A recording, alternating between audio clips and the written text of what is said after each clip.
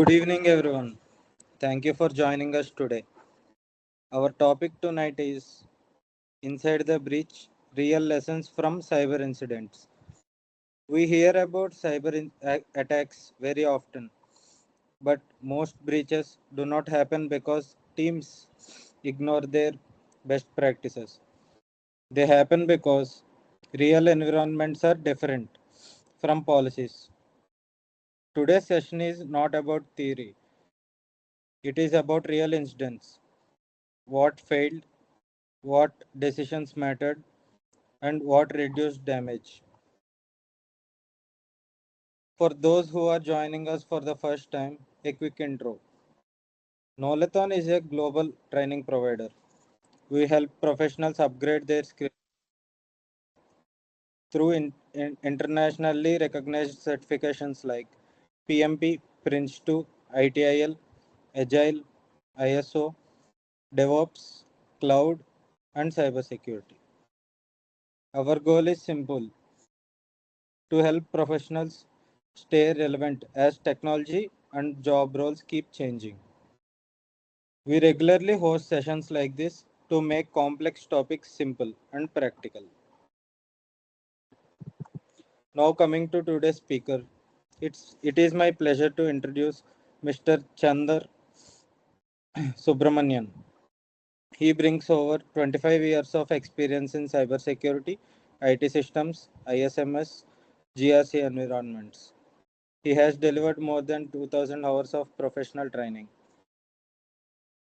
What makes today special is he doesn't just talk about controls and standards. He talks about what really happens during incidents. Today, he will walk us through real cyber incidents, stories, and his experiences from them. So, without any further delay, sir, over to you.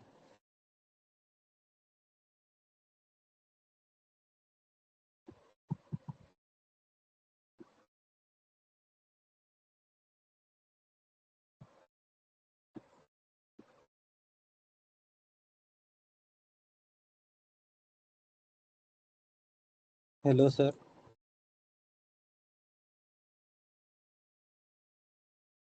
Yeah. Thank you, Akshay. Thank you. Thank you for the nice introduction. This is a nice opportunity that is there because this is not going to be a regular session, what he was talking about. This is going to be something where we are in a position to talk something which will be based on our experience that we have. These are all the experience that we have, and then we are going to see that how the experiences are going to be different from the bookish knowledge that we have.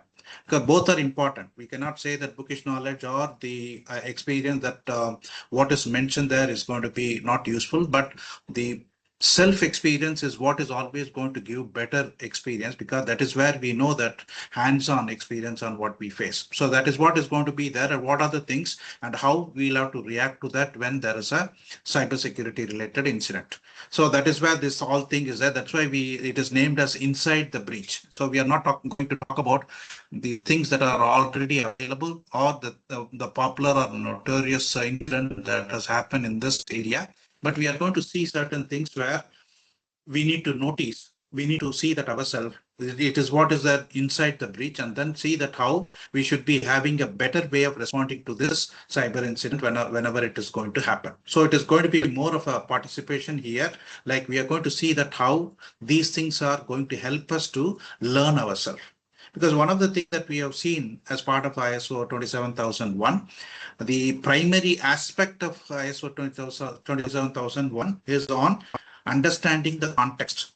That is what is actually going to make a difference. If you are going to have 27001 as a standard, since it is a standard, it can be implemented anywhere just like that. But that is never going to happen, because that is never going to be possible. Practically, that is never going to be meaningful, where the context of the organization is going to be keep changing, and that context of organization is always going to make a difference, so that everywhere you are going to have this ISMS implemented, the way that you are going to face your cyber incidents and other thing are going to be unique. The incident may be by nature, you might have seen that it is same, but the experience what we are going to feel in our organization is going to be entirely different. And that is what is a real experience what we are going to get. So that is what is always going to be how the things are going to be seen in our organization based on our own experience. That is what is the main thing, which is going to be the topic that we are going to talk about for the next 30-40 minutes. Now, one of the main thing what we have here is what is the meaning of the thing? Like, what is the meaning of that? When we talk about a breach, why do we call that as a inside the breach? Because there are certain things which are visible. Wherever we talk about that, based on the best practice that we have certain things that always we will be doing. We'll be having a process. We are going to practice. We'll be having a practice that is going to be there. And then we'll also be reporting it. Everything is there. But there is something hidden, which is what is making the things worse, which is what is making the things better in terms of how it is being addressed. So that is what is the focus today.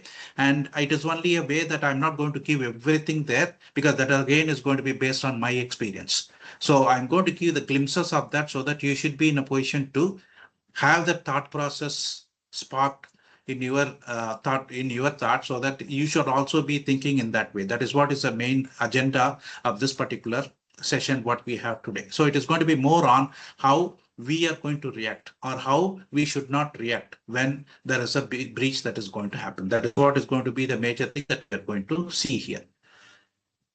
So many of the times when the breaches are going to happen, because incident always, the name of the incident itself is going to tell me that it has already happened, it has already occurred, and then you are going to do something. So it is a post-mortem exercise. You are trying to understand how that has happened, and then you are going to do more of a corrective measures. Now, when we are talking about corrective measures, you are not learning something. You are only doing something to correct it. So many of the learnings also, you see that it will be more focused on how to correct it rather than how to predict it. So that is where the difference comes. So whenever we are going to have these incidents that are going to happen, even when we are going to work on corrective measures, we need to develop a thought process where you will be in a position to see what we should have done, or what would be the right way that we'd have done that. That is what is a way that we need to think about. That is what is a right way of doing. So that is what here, wherever we talk about that, whenever there is a breaches happen, we always interested. We are showing the interest only on reporting it in such a way that something has happened. This is how it has been resolved. But when you are going to read that report is not going to tell anything about why this has happened, because always you are in the report. Most of the time, you will be always reporting something, what you have done for corrections. That's why I say that the correction activities that we do, we are not in a position to learn how to predict it, how to do something preventive.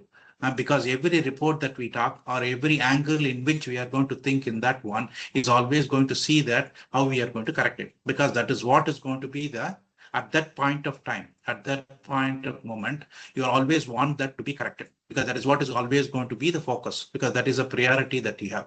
Because of that priority, these things are actually overshadowed, and we are not in a position to identify why these things, how we could have done that one. That is why it is that anatomy of breach is written in a messy, unscripted moments. We will not be in a position to say that why it has happened. Even when we are trying to say that one, we will not be clear, because our most of our efforts are going to be on how to correct it. So that is what we are trying to report it. Once it is reported, we are going to forget about that, and then we are going to move on to the next one. This is what is a normal thing that you see. So whatever reports that are going to be available, mostly it is going to tell us that why or how this has been corrected, rather than why that has happened and how you could have prevented it. So it is always going to be something where you are, how much effort you are putting, what are the technical decisions that have been taken after that one. So it is always going to be what sort of energy that you put to correct that. So all these things are going to be reflected in the report. Most of the thing, if you see that one, that report, what you have is always going to talk about what is the effort that you have put to correct it. So that is where it is going to be messy, and then you are not going to get the right thing what you want to have. Because ultimately, if you want to learn from that, the first thing that we need to learn is how these things are happening. Then the next thing is how to prevent it. Then the next thing is how to corrected. Then the next thing is how we are going to report it. So we actually fail in first two steps, and the second two steps we are going to do that one. Most of the time, the fourth one is going to be incomplete, and the third one is going to be depending on the technology skill that we have, we are going to do that one. So that is where even when we are going to work on that, we are going to get missing. So what we consider here as the inside of the breach is always going to be the other part of it, which most of the time we hide because they are not considered as priority one when we are having correction as the priority. That is where these things are not available there. So now when always it is there because the best practices are always going to tell us how to correct it. Preventive measures are there, but preventive measures are going to be generic. And that is a difference that we need to understand. When the corrective measures are going to be specific in every organization, in the same way, we forget or we ignore to accept that the preventive measure are also going to be unique. So even though we say the cybersecurity is there, even though we say the best practices that are there, the way that we are seeing a corrective measure is always going to be specific to that organization, specific to that particular situation. The situation is always going to be unique. It is never going to be repeated. Though we say at the high level, it can be seen as it is repeated everywhere. But every time when it is going to happen, it is going to be of its own unique thing. And you are going to give a solution which is also going to be unique. So in this context, we never think that even if we are going for a preventive measure should also be unique. That is a thing which is hidden. That is what we consider as an inside in the breach. So we need to understand first that there is always something hidden in the preventive one. Why it is hidden? Because we are not applying that in the perspective that whatever preventive measures that we do is actually unique to that particular organization, which that factor we resist. We do not want to accept that. We ignore to accept that. And that is the reason we are not in a position to do something where that will actually reflect the way that we are going to prevent. So that is what is the whole agenda that we have here. Though I'm taking a little bit of time here, agenda is very simple because what you want to see, we are seeing in a different perspective. What you want to do, again, we are doing it in a right perspective. So what you want to do is one thing, which is a corrective action. What you want to see, the lessons, what you want to learn from that is going to be a different one, which you are not doing the right way, what we are. And that is what we need to change the process. So that is what we are going to talk today, like how it should be possible for us to create that as an exercise, because it is going to be over a period. You are going to experience that, and that experience is going to help us on channelizing our thought process so that even when we are going to do preventive measure, we always see that how that is going to be specific to our organization or specific to the situations. Now, how specific it is, that is what is always going to be debatable. But as long as it is possible, if we are going to make it as a specific one, not relying on generic preventive measures, then it is always going to help us. So that's the introduction about that. That is how we always see that how our systems are going to be predictable systems. Because when you want to have a predictable way of getting the things done, unless you understand the real requirement that is there in our organization, which is what is called the context. So unless you apply the context of organization, even these things are not going to happen. So now what is that? How are we going to, how we are reacting when an incident has happened? Most of the time, as I said, the reports are always going to be messy because reporting is something we feel that it is just recording what we have done. We never think that, or we are not prioritizing that in a way that these reports are going to help us in future. And even if we know that they are going to be used as references, we focus only on how we have corrected the things. We never focus on what should have been as a preventive way.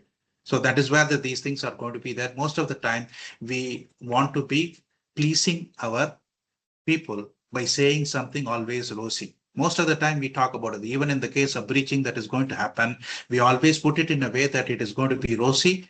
And then this has happened because of a particular thing which you have not faced. So that is how we are going to put it so that you do not want to accept the fact that the preventive measures are not to the context that we are in. So that is where the problem is all. That is a gap that we are going to see. Now we are going to see something here to understand what is the meaning of that when we talk about post-incident situation. So one of the things is the solutions when we talk about that, we are doing it in a hurry. That is what is it, because it is prioritized. When there is a problem, because it is going to, that is the incident that has occurred. Then the next moment, it is going to be entire office is going to be sitting on the shoulders of that guy who is going to do that one. Maybe doing the bug fixing or something, or he may be doing something on the network. So the entire office is going to be on his shoulders. Now, the problem that is going to be faced there is whatever it is going to be done on how to correct it, because that is what is a priority at that point of time. So there is always going to be different opinions that will be pouring in. When there are going to be more chefs, it is always going to be the soup. What we are going to have is always going to be that thing which is not going to be good. So when there is going to be a confusion that is there, how to start, where to start, what is to be done, then logically we will not be in a position to think. So at that point of time, the breaches happened, then we know that breaches happened, then we are clueless. Since we are clueless, but we do not want to show that, we do not want that to be transparent, we want to hide that fact, we always do something to hide that one. So then the corrective action is going to be taking over, and then somehow you are going to correct it, then it is going to give a different picture. So the information that we have should not be contradicting, and that is how it is. Because multiple people are going to be thinking on that. When multiple heads are going to be talking on a particular thing, there is always going to be conflicting opinions. And then the person who is going to execute is going to be only one person or two people. Then they will be put into pressure, which one I should consider. So there is always going to be difference of opinion that is going to be there. Confusion is going to be there. Then he will not be allowed. He will not be allowed to take his own decision. Sometimes he has to lean on others. And that is where the confusion is going to be increased. And that is where this is going to be a problem. So always, if you see that one, you will be working something like most of the people, you should be knowing that how we are dealing with the incidents. When the incident happened, we will be spending day and night, sometimes 32 hours, 36 hours, 70 hours, depending on the criticality of that one, complexity of that particular incident that has happened. But throughout this journey, if you see that one, if you are there in the meeting call, which is open for 2 hours or 36 hours, throughout the incident that is being closed, everyone will be focused on how to correct it. Nobody will be focusing on how to prevent it at that point of time. After that, the priority goes off, and then people are going to have their own priorities, and then this will go offloaded. That is what you are not in a position to learn from the mistake in the real sense. So that is where the main thing, that is where you always see that how it is going to be there between the corrective action and the preventive action. Preventive is possible only when you have a thought process right from the moment you come to know that there is a breach.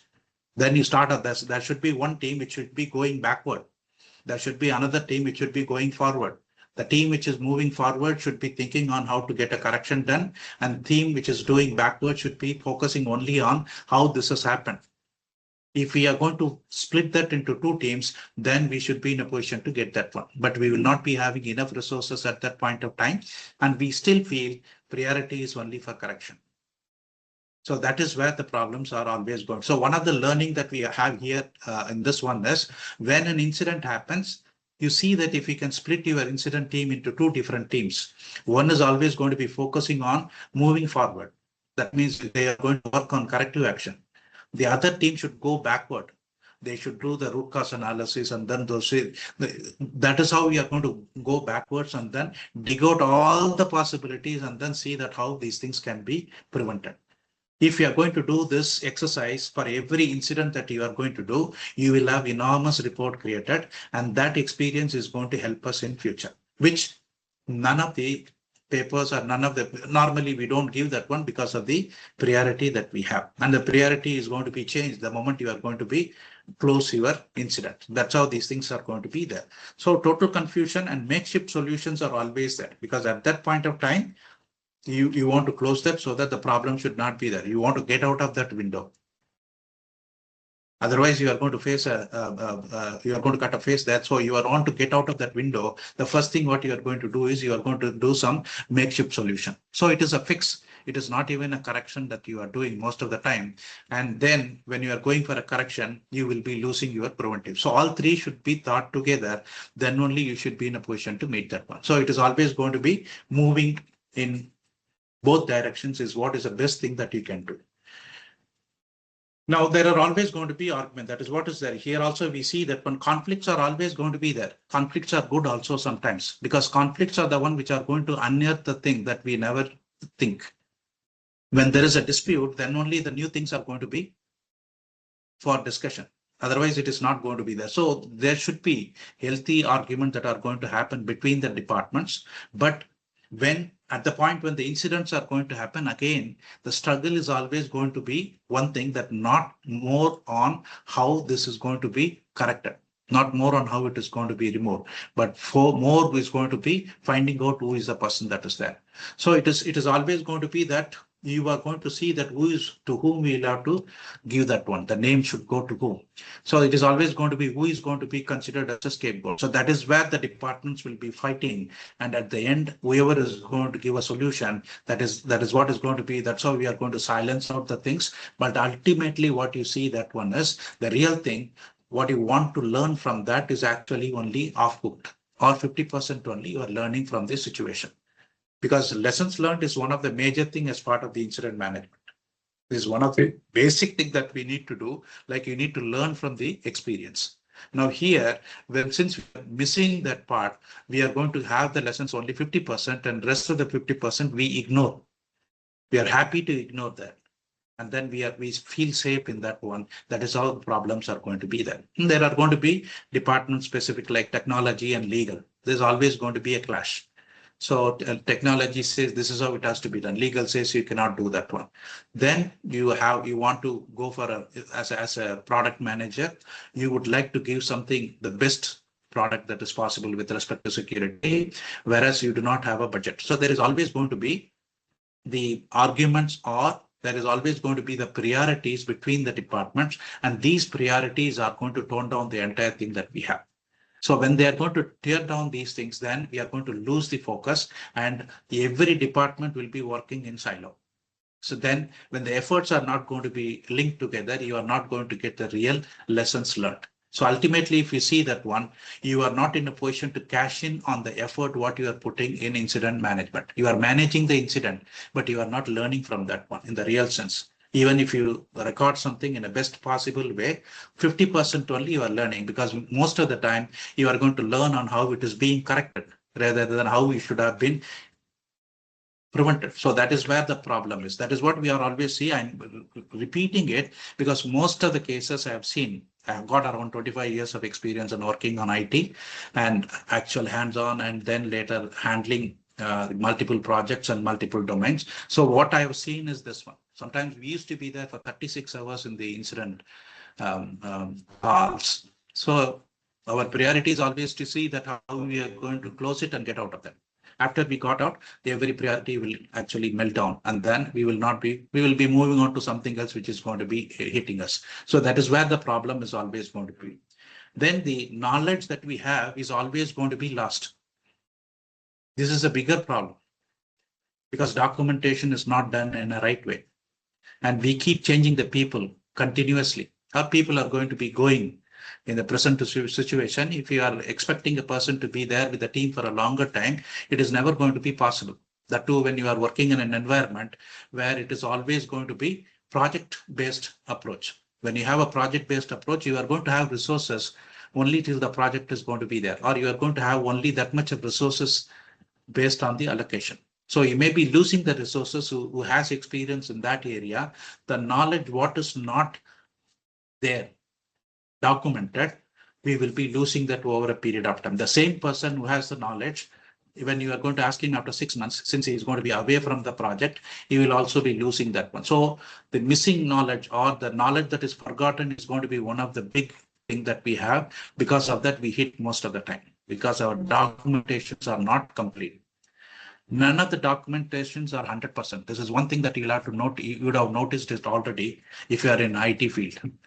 Whatever you document, there is always something which is untold. You'll have to understand whether it is going to be a database related one, or is it going to be network related one, or it is going to be application related one. What is documented is only 80%. Even if you claim that you are doing the fantastic way of documenting, only 80% is going to be documented maximum. And the remaining 20% is what is going to be there in their mind, the people who are going to do that one. So when these guys are going to be moving out, then we are going to lose that one. So knowing the network, that to a network which is always dynamic, is always going to be a challenging one. So when we talk about the security of an application and security of the network, these two are entirely different. When I'm going to build an application, web application, and I'm going to focus on security in that one, that is one time thing, as long as the requirements are not going to change. Now, when you are talking about the network security, there it is always going to be dynamic. Every minute there is a new node added. Every minute there is a new element added as part of your network. Now, what is going to be the vulnerable point? We never know. So whatever solution that we are going to have, we assume that it is going to be there as it is for next 5 years. And we assume that the same solution will be used for next 5 years, but every second it is going to be keep changing, and the solution what we have yesterday is not going to be the right solution today. But which is what is the thing that old equipment or old technology and the guys who are not available, all these things are going to have its own thing. One of the thing like this is more of a comedy, missing password. I think most of you might have seen this one, especially when you are working on applications.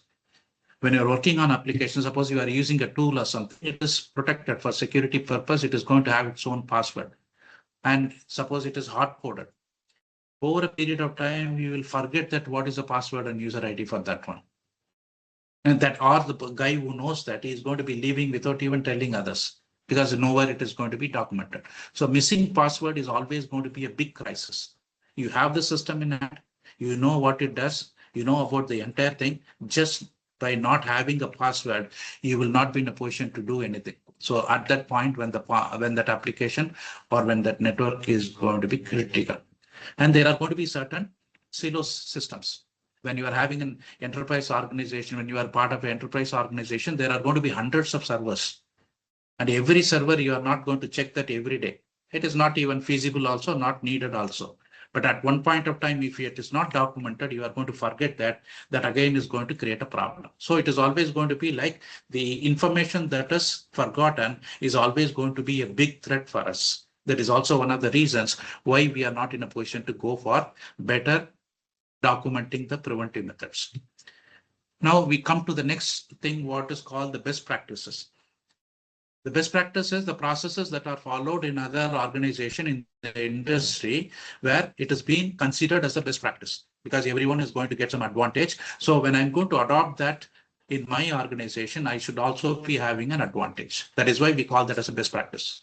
So when we are going to talk about the best practice, it is going to be like, we will not be knowing that how it is actually practiced in the industry, in every organization. Even if we say it is a best practice, when you are going to implement as part of our organization, it is not a best practice, it is the specific practice that you are going to bring in, because you need to do customization.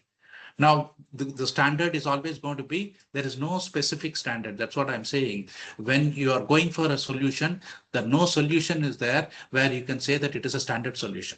Every solution is always going to be context based. And if that is what is there, then what is demanding is then every prevention is also going to be context based. So these two are to be balanced dynamically. If you are not going to do that, one is going to pull down the other. So like you can see some of the examples here, the patching paradox. So now the best practice says that install the security update as soon as they are released. That is the ideal situation.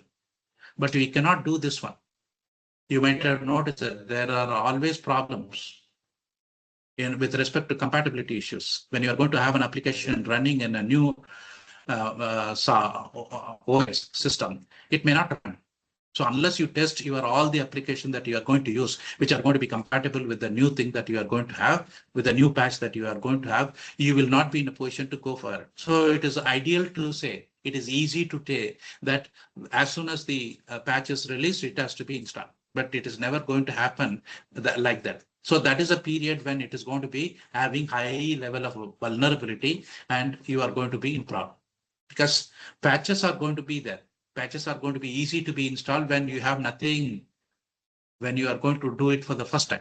But in a large company, there are going to be multiple applications. These applications are dependent on the status that is there prior to that patch. So when the patch is going to be there, some of the application will behave in a different way. So that is a big problem we face, and there is no solution for that. And the situation what we face is going to be unique for every organization. It is not going to be that just it is a combination of multiple things. When I have a OS application database, when the different combination is going to happen, this may not work. And that is what is the thing that we say always. So this is the context. This is what is a unique thing that you are going to have. You are trying to push some generic best practices into a way that we need to do in a specific way. So that is where we fail. Because in the back of our mind, we always think that best practice is a best practice. It is not a best practice unless it is customized. That is where we fail. So that is where the entire thing is going to get crashed. Then the other one is a workaround culture. So the workaround, the best practice says use complex passwords and multi-factor authentication for everything. It is going to add more complexity, because when I'm going to have complex password, remembering that itself is going to be a problem. If I'm not in a position to remember that, then what I should do? If you ask me, the only way that I can do is I'll write it somewhere. The moment I'm going to write it somewhere, then that is what is going to be the vulnerability.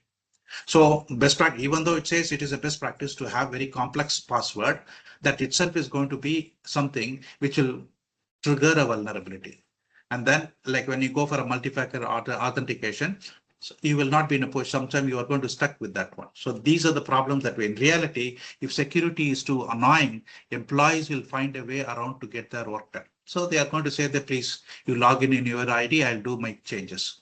Or you just give me your password, I'm going to do that one. So that is how people will be finding a workaround, so that the best practice is always going to be bypassed. Why? Because you need to go for delivering what is expected at that point of time. The momentary thing that are there, momentary deliverables that we have, to face that, you need to go for something which is a workaround. So workaround culture is there. When it is going to be there, it is there. You cannot remove that 100%. Workaround culture is always there. Plan B. But if it is going to be a culture, everyone is going to go that way, then it is going to be a problem. So that is a second one what we talk about when we talk about best practices. The third one is checklist trap. Now, checklist is good.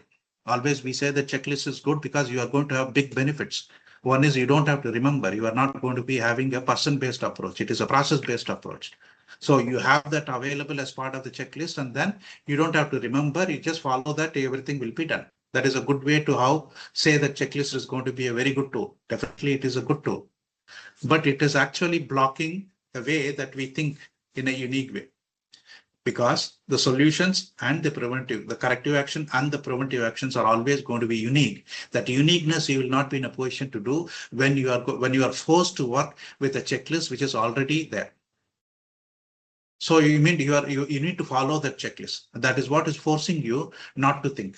So you are going to have a blockage, and then you are not going to think in a different way. And because of that, you will be having your own vulnerabilities. That is the reality, is that you are always going to see that something that is missing, and you will come to know only later. So this is also then the creative thought is always going to be blocked when you are always going to do on a fixed basis. So when you are going to do it again and again in the routine way, if you are going to do, it is going to be there. That is why there is always a constant difference that is you see between the theory and the real life.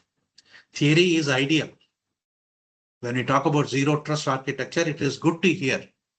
But can we have a system in a real time scenario? We can never have a system. That is, if you want to bring it, it is going to be very expensive and time consuming, and it is going to be very complex to get it implemented. Employee training, it is going to be a thing. You can see training an employee is going to be some level. If you are planning for giving a training for 40 minutes or 15 minutes or 30 minutes, that is not going to give the entire knowledge that the person is supposed to have. So that again is going to be a problem, because in real life, that 15 minutes is good for some people, that 15 minutes is nothing for some people, because people vary how they grasp the things. So the way that we are estimating training, it itself is going to be a false. Then backups. So we always think that the backup are going to work, but at that point of time, it may not work. Then the least privilege, that is again is a thing.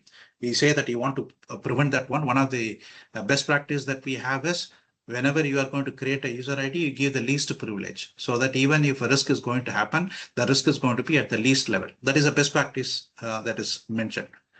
Now here, this is, see, it is going to be hard to manage people because you are going to have, when the guy is going to be playing multiple roles, it is very difficult to bring that one. So at one point of time, you will get fed up and then you are going to give admin rights to him or power user rights to him, the privileges. So then the moment you are going to give that one, then everything you are breaking your whatever practice that you are breaking yourself. That's how the situations are going to drive us to that situation, a particular moment where you are going to get away from the practices and then you are going to do all the things that are not expected in the ideal way of running the things. And these things are not never mentioned, and we do that one.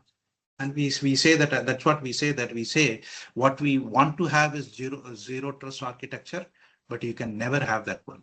It is only very ideal. This is only you can imagine. In the real time scenario, you can never have that one. So that is where the problem is. We need to understand there is always a massive difference between what is theoretically we are expecting and what is real life, what we are facing. So there is always going to be 20% of difference that is there between minimum. The 20% is the one which becomes vulnerable, and because of that, everybody is going to be facing the problems.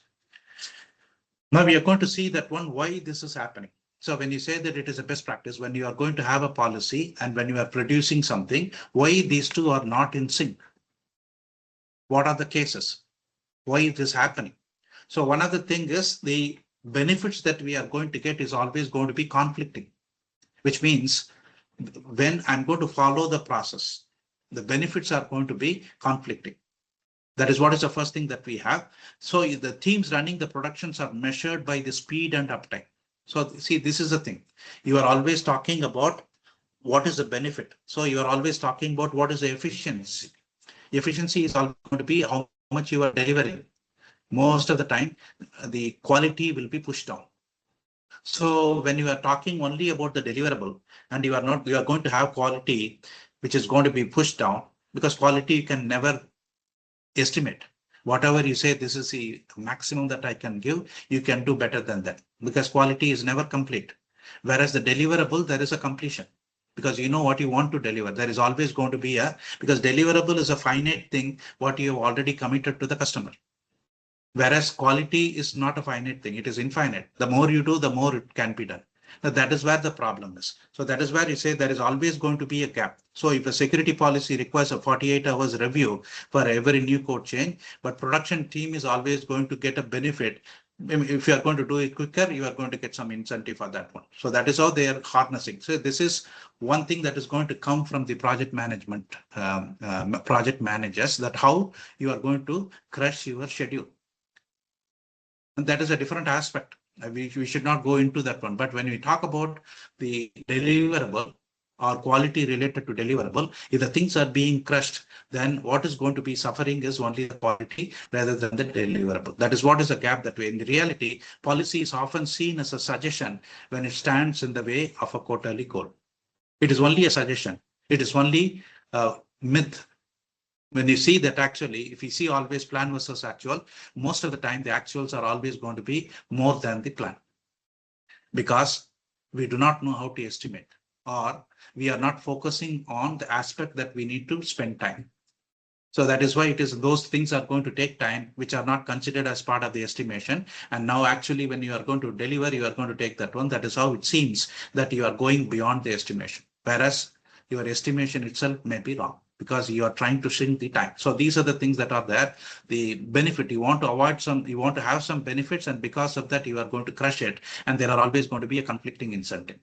So when the project managers think that their incentive is something different, you are going to break the deal. Whereas when you come to the engineers, it is going to be something where you want to give a better support. So those are the things which are going to be conflicting. At the end, you are going to fail. Then the translation failure, which is a common thing. Communication, when it is going to happen, every time when the communication is going to happen, it is not going to be happen 100%. Even if you are going to talk in the same language, even if you are going to talk in our own mother tongue, it is never going to be possible for us to communicate what I feel. And it is not going to be understood in the same way how I feel. There is always going to be a gap between what I think and what I say. There is always a gap between what I say and what is understood.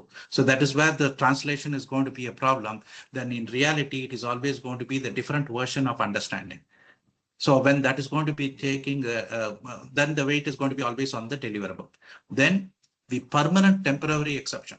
So most of the time we see that exceptions are considered as rules. Exceptions are exceptions, but we don't do that. Exceptions are always considered as a rule because the exception can happen. So exception can happen, but as an exception, not as a permanent one. That is what is the thing. Most of the time, the developer needs a specific port, something example here, you can read that one. So they get a temporary exception and signed off, and it is left as it is. And then it is still there.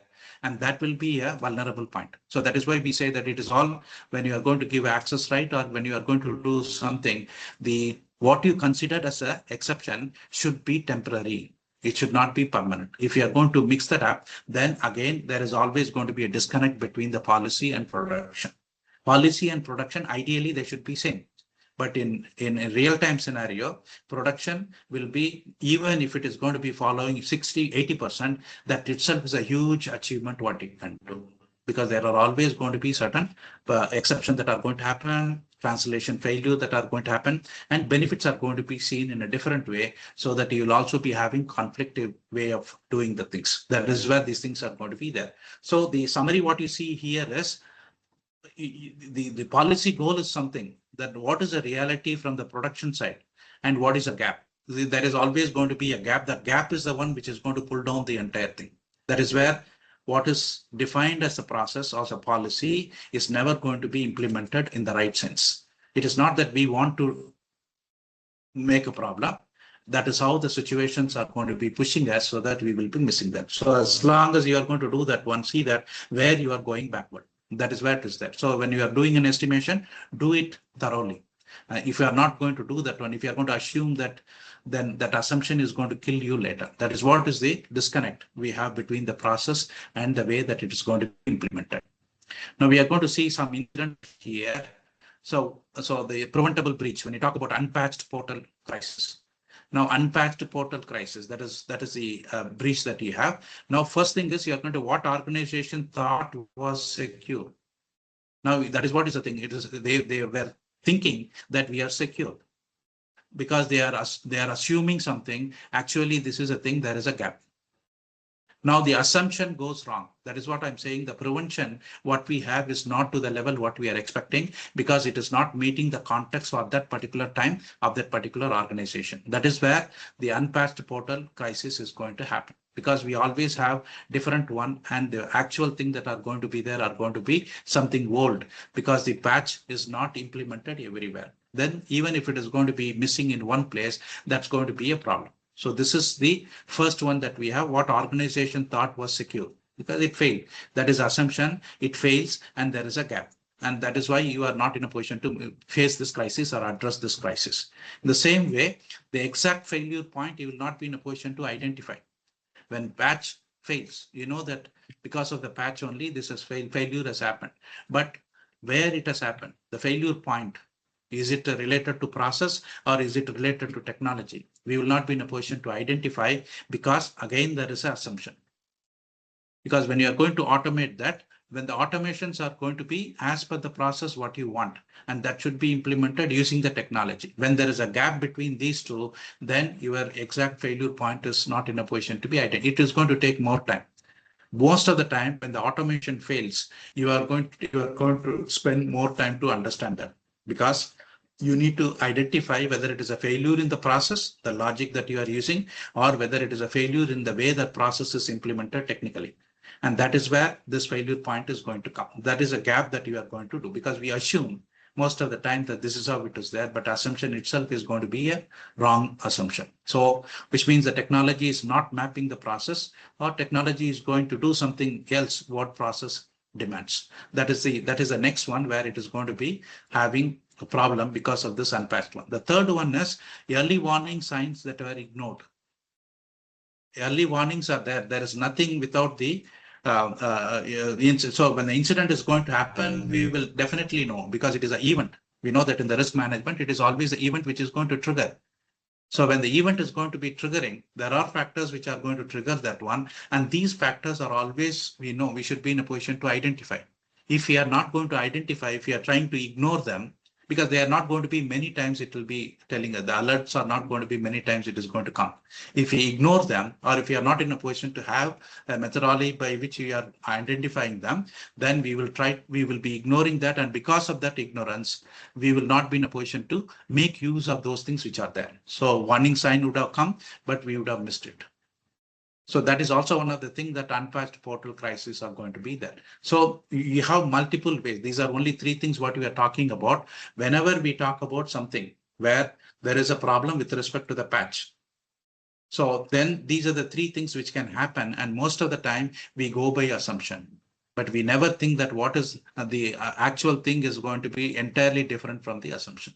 And the gap, if you are trying to understand the gap, then only you will be in a position to do. When you will understand when this crisis is going to be occurring, after that, you should be in a position to know what is a gap.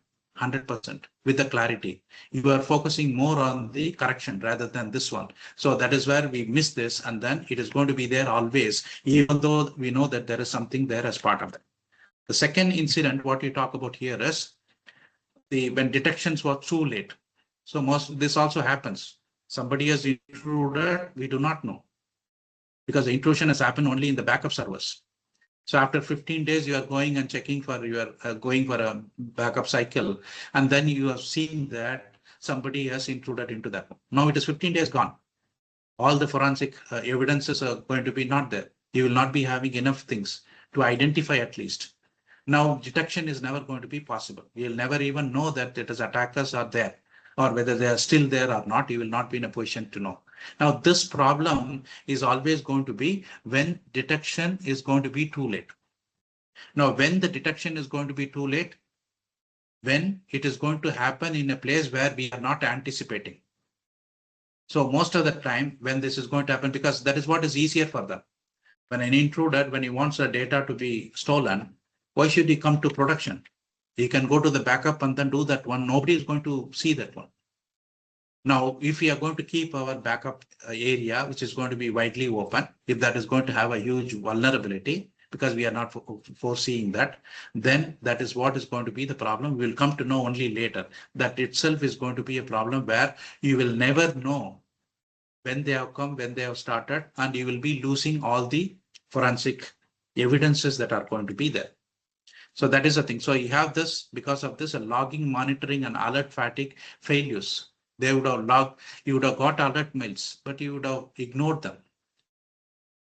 So those are the things. That is why when you see that a lot of mails are coming, that means there is something problem. We normally have in Outlook, we used to normally put a rule so that all the alert mails should be automatically transferred to another folder. And once in a week, we will be browsing through that just to say, just to make them read. And that is where the problem is. The benefit of the alert is not actually being used. That is where this is going to come. So monitoring is not done in a right way. So you have a problem there. And because of that, you are going to have that one. Then the business impact due to the delayed response. Now you are going to see that every process that we have, every technological solution, what you have in an organization is always going to help some way, directly or indirectly, a business process. When this system is going to be crashed, and when the system is going to be out of function, then ultimately you are going to see that how it is going to be felt at the business side. Now, when the things are going to be delayed, you are going to see the impact from the business. And then when the business is going to feel that later, then also it is going to be a problem. Unless business tells them there is a problem, we are not going to focus on that. So business impact due to delayed response, that is also going to be there, because business is always going to be directly or indirectly impacted, which you are come to know only later because you are detecting is too late. So these are the things which, even though you have a system, you will not be in a position to do, because most of the time the gap what we are looking is we are focusing only 50% of it. The same thing what I said in the beginning, you are going to focus how you are correcting it rather than how you have to prevent it. So that is where the problems are going to come. Yet another one, if you go for a ransomware, which is a common thing that we have, at least if all of us, if we have not faced that, we have been hearing about that one. Now, so one thing is why it didn't become a disaster. What went wrong? So attack is there, but why? What went wrong? Why it didn't become a disaster? So the organization assumed that the global network segmentation would contain an infection to a single office or a region. So segmentation is always needed because that is the way that you should be in a position to avoid certain attacks. So that is why we go for the segmentation. On mostly we go for the part when you go for subdomains and other things. These are the ways by which you are trying to minimize the impact that you have in the entire domain. So when you are going to have this controls happen, because when you go for a control access restrictions, you are going to do it in three different ways, either on the user ID or on the network or on the application. So you are going to have a combination of that and then do that one. When you want to do it in network, primarily it is going to be our subdomains. So subdomain only these people are allowed. So you have restrictions. If that is not, that is a way that it is possible for us to bring the disaster level down. So that is also another thing. So you are going to see that how we are containing. So because the technical wall failed, they immediately pivoted to a social wall instead of staying silent.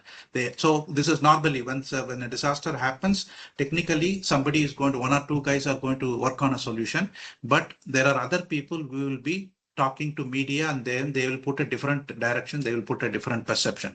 So the entire thing is going to be revolving around that.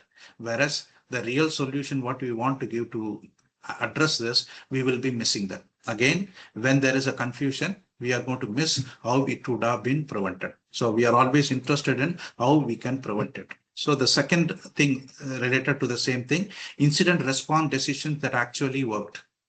Now the responses that we do, we are going to see that how it is working. So when the things are going to be transparent, when the things are going to be quicker, and when you are going to involve all the stakeholders as part of the incident management, then things are going to be known to everyone, and that is a way that it can be done. So transparency is also one thing, how we are going to organize the things so that you will be having enough thing that you are going to do. That is what is there, and you have how downtime and damage can be minimized. These are all the third one, what we have is how you can make it positive. The first two are in a negative way, but only thing is always you focus on that one. What is the gap? The gap is the one that we are missing. Now the gap should be filled both on two ends, one on the preventive, other one on the corrective. If we are focusing only on the corrective, we are going to miss that one because majority of the solutions are going to be on the corrective side, how to correct it. So the anatomy of the win, when you say that we are success, we are facing the success, it is so most of the time it is going to be that one. We are going to see that the standard failure is silence and no comment. We keep silent. And the hydro success is daily press conferences, social media updates. So when you make it transparent more and more, people are going to know what level of problems are there because they know that problems are there. They are going to be more eager to know if nothing is told them. That is where this thing has to be happening. Waiting for the servers to come back, switching to manual old school production. So blaming the IT department, CEO taking, someone has to take the responsibility so that people will be thinking that they are doing something. So that is where the approach itself is going to bring a different opinion on how we are handling the risk when that incident when they are going to happen. So same thing here. So now how to do that one, how to bring that one. So now main thing what you want to do here is you are going to work on the response playbooks that reduce the impact. So how impact can be reduced. So for that, what is the response that we need to do for every incident that are facing? So it is always teams when they are going to do that one, what they are going to focus on first 30 minutes, 60 minutes, that should be clearly mentioned. If we are going to target this, first 30 minutes, this is the one that I'm going to do. So next 60 minutes, this is the one. Next 3 hours, this is the one. If I'm going to have these things, then the priority is going to be set. Everyone is going to focus on that output so that you should be in a position to gradually move towards a solution. If we do not have a plan like this, then we will be problem. We will be facing in a problem. That is what is the thing. So always you go for that. And then you need to give an information which is always perfect. That is possible when the entire team is going to be focusing on, and that is possible only when you are going to have the plan, which is a predefined one. Whenever incident is going to happen, what is to be focused. So when you are going to split that actions, then it is going to give more meaningful. So communication mistakes that made incidents worse because that is how it is. The communications are always going to be making a different one. So the incidents are going to be seen, perceived in a very different way. That is also, we are going to be sure when you are communicating about the incidents, how it has to be done. So that should also be having, we need to learn from our mistake and then we need to do that one. And the trade-offs when you talk about containment and the business continuity. So you want to focus on what when the disaster has happened. Are you going to contain it or are you going to continue with the business continuity? There is a trade-off. So you say that first 72 hours it is going to be on the containment. After that, we are going to focus on business continuity. Both are important, but there is always going to be a priority first to contain it. Then we will be going for that to see how we are going to do that one. That is what is a trade-off that you are going to define. So it depends on the customer. It depends on the feasibility of related to that particular disaster that has happened. Based on that, you are going to do that one. So again, you are always going to have something. You are going to say yes or no. That is a kill switch, what we normally talk about, right? So you need to define that. When I should say that I need to stop, when I should say that I need to start. That starting and ending criteria has to be decided, so that you should be focusing on containment or business continuity. That is a threshold, man. That is what is possible, because you are going to say that when this is going to be crossing this, then it has to be something like that. So these are predefined things that are going to help us. These are the criteria that you are going to come out with, which should be always available.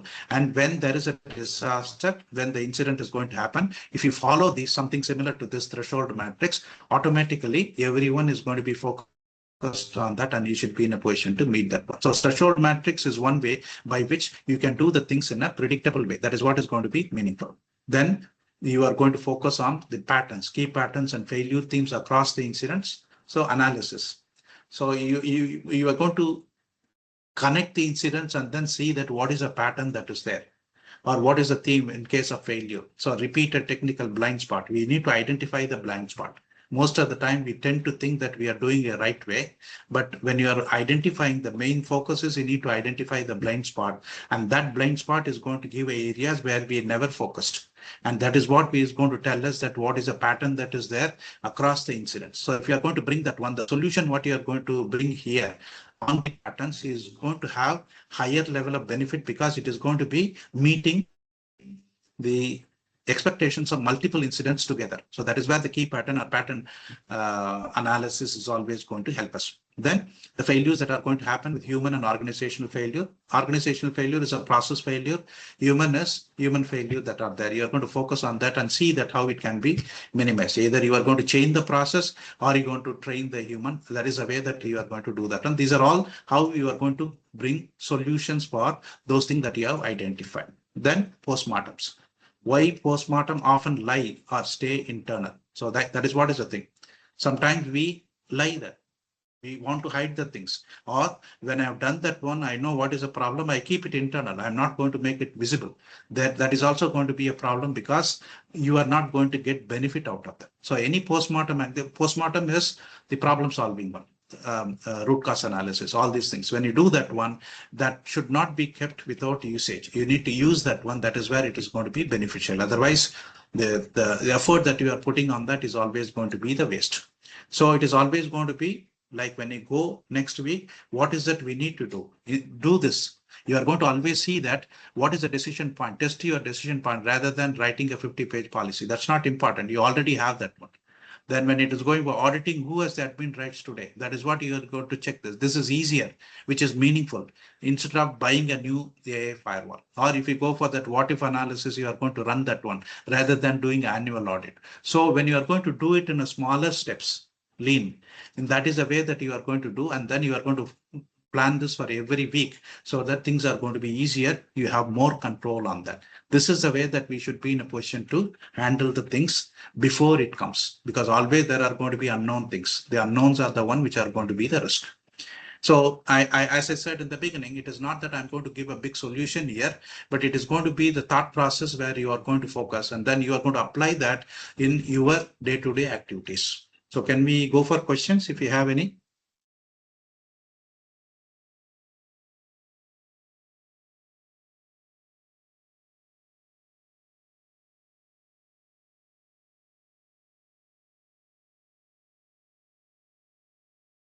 Any questions? Akshay?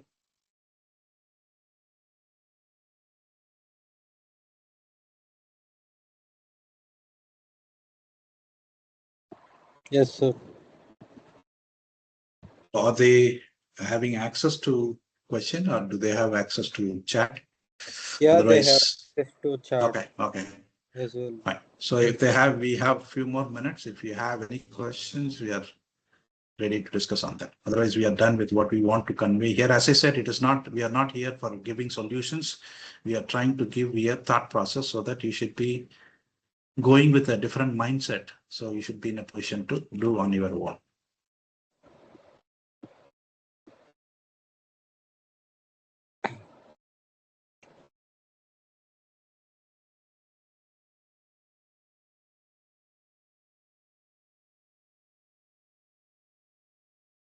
Okay, should I take that? No questions?